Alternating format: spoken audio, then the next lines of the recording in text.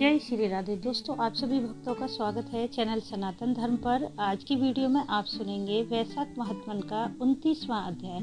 इससे पहले के अध्याय यदि आपने नहीं सुने हैं तो उन्हें भी जरूर सुन लें। साथ ही वीडियो को लाइक और शेयर करना न भूलें। यदि आप चैनल पर पहली बार आए हैं तो चैनल को सब्सक्राइब करके बेल बटन को प्रेस कर लें, जिससे नई वीडियो का नोटिफिकेशन सबसे पहले आपको मिल जाए।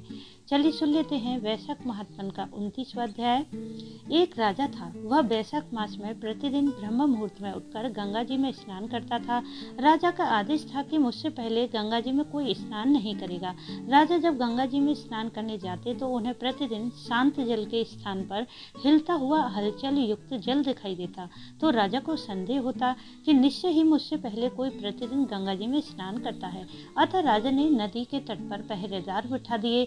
गंगा जी के तट पर एक वृक्ष था, उस पर एक बंदरिया रहती थी। वह प्रतिदिन राजा के स्नान करने से पूर्व स्नान करके वृक्ष पर चढ़कर बैठ जाती थी।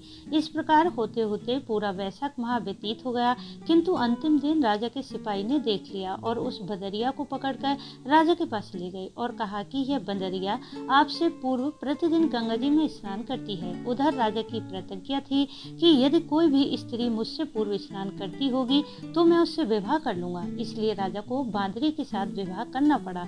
वैशाख स्नान के पुण्य से बंदरी के गर्भ ठहर गया। 9 मास पूर्ण होने पर बंदरी ने राजा से पूछा कि शिशु जन्म के समय मुझे क्या करना चाहिए। तब राजा ने महल में एक घंटी लगवा दी और बंदरी से कहा कि जब तुम्हें दर्द हो तो उसे बजा देना, मैं संपूर्ण प्रबंध कर दूंगा। राजा की अन्य रानियां भी थीं, उनकी कोई संतान नहीं थी। बांदरी को गर्भ है यह समाचार जानकर अन्य रानियां मन ही मन बांदरी से ईर्ष्या करने लगी और भावी संतान का नाश करने हेतु विभिन्न योजनाएं बनाने लगी।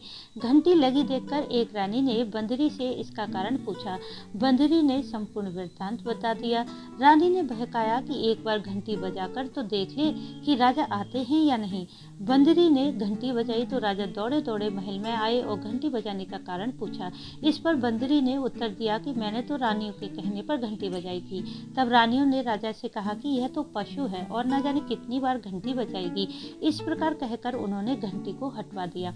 कुछ दिनों बाद बंदरी के शिशु जन्म का समय आया तो उसने अन्य रानियों से पूछा कि मैं क्या करूं। तब रानी ने कहा कि तुम आंखों पर पट्टी बांधकर सो जाओ। बंदरी के वैशाख माह के स्नान के पुण्य प्रताप से एक सुंदर पुत्र हुआ। शिशु के जन्म होते ही उसके रोने से पूर्व ही रानियों ने उसे एक टोकरी में रखकर दासी को दे दिया और आदेश दिया कि इसे नदी में बहाकर आओ और उस शिशु के स्थान पर एक पत्थर रख दिया।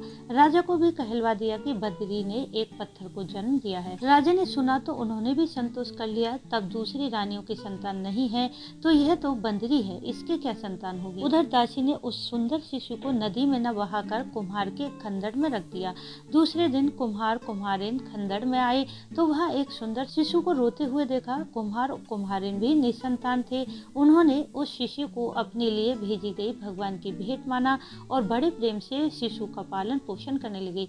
कुछ बड़ा होने पर बालक को ज्ञात हुआ कि वह रानी बंदरी का पुत्र है, जिन्होंने रानियों से मरवाना चाहा था। एक दिन वह बालक कुम्हार के बनाए हुए मिट्टी के हाथी घोड़े लेकर पनघट पर जा बैठा और दासियों को देखकर कहने लगा कि आओ रे मेरे मिट्टी के हाथी घोड़े, पानी पियो। तब दासियों ने यह बात सुनी तो वह हंसने लगी और बोली, अरे मूर्ख, कभी मिट्टी के हाथी घोड़े भी पानी पीते हैं। इस पर बालक ने कहा कि कभी बंदरी के भी पत्थर जन्म लेता है क्या। इस बालक की बात पर यह बात दासियों ने जाकर महल में कही। तब रानियों ने दूसरे दिन विष मिलाकर लड्डू भेज दिए और ईश्वर की कृपा से लड्डू गोंद और बादाम के हो गए और उन लड्डू को खाने से उस लड़के की मृत्यु नहीं हुई।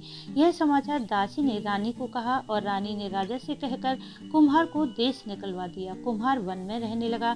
तत्पश्चात अगले वर्ष चित्र माह में माता गणगौर के पूजन का दिन आया तो वह बंदरी का पुत्र 108 करवे और 108 गोली लेकर तथा घड़े में पानी भरकर बगीचे के बाहर बैठ गया और उधर राजा की ओर साहूकार की पुत्रियां गणगौर बनाने के लिए मिट्टी लेने आईं तथा बगीचे में खेलने और झूलने लगी। इस कारण कुछ समय बाद उन्हें प्यास लगी। तब उन्होंने उस बंदरी के पुत्र से जल पिलाने के लिए कहा। तो उस बालक ने उत्तर दिया कि मेरे पास एक गोली है, उसे खाते जाओ, मेरी चारों ओर फेरी लगाते जाओ, तब मैं तुम्हें जल पिलाऊंगा। इस पर पहले तो कन्याओं ने मना किया, किंतु प्यास तीव्र होने के कारण वह मान गई। इस प्रकार गोली खाने और उस युवक के साथ फेरे लेने से वह गर्भवती हो गईं। बाद में जब उनके माता पिता को ज्ञात हुआ तो वह सभी कुम्हार के पास आई और संपूर्ण वृत्तांत सुनाया तथा कहा कि तेरे पुत्र ने हमारी कन्याओं से विवाह किया है, अब तुम इन्हें अपने पास रखना होगा।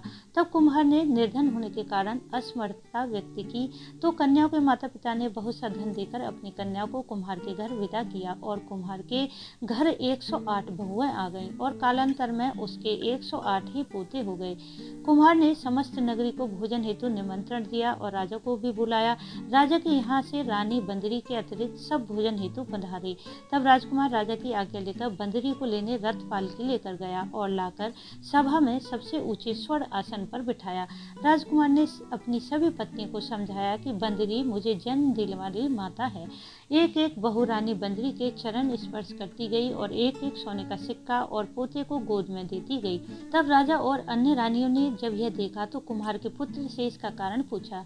रानियों को तो संदेह होने लगा कि यह अवश्य बंदरी का पुत्र है, इसलिए रानी और रूठकर राजा को कहने लगी कि कुम्हार के पुत्र ने हमारा अपमान किया है और बंदरी का सम्मान किया है, अतः हम लौट कर जा रहे हैं। इधर राजा को पुत्र के जन्म का संपूर्ण रहस्य ज्ञात हो गया था, इसलिए उन्होंने रानियों को देश निकाला दिया और अपनी सभी पुत्र वधु पौत्रों को लेकर महल में आया। राजकुमार का राज तिलक हुआ।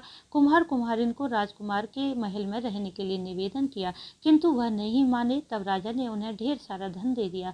वैशाख स्नान का इतना महत्व है तो सबको वैशाख स्नान करना चाहिए। बंदरी ने वैशाख स्नान किया तो उसे राजा का राज्य प्राप्त हुआ, पुत्र और बहुएं प्राप्त हुई। ईश्वर जैसे बंदरी को पुण्य मिला, इसी प्रकार हमें भी पुण्य देना। बोलो भगवान श्री हरि नारायण की जय। तो दोस्तों यह था वैशाख महात्मन का 29वां अध्याय। उम्मीद है आपको यह कथा पसंद आई होगी। इसी तरह की वीडियो प्राप्त करने के लिए चैनल से जुड़े रहिए। वीडियो को लाइक शेयर करना ना भूलें, चैनल को सब्सक्राइब जरूर कर लें। वीडियो अंत तक देखने के लिए आपका धन्यवाद। राधे राधे।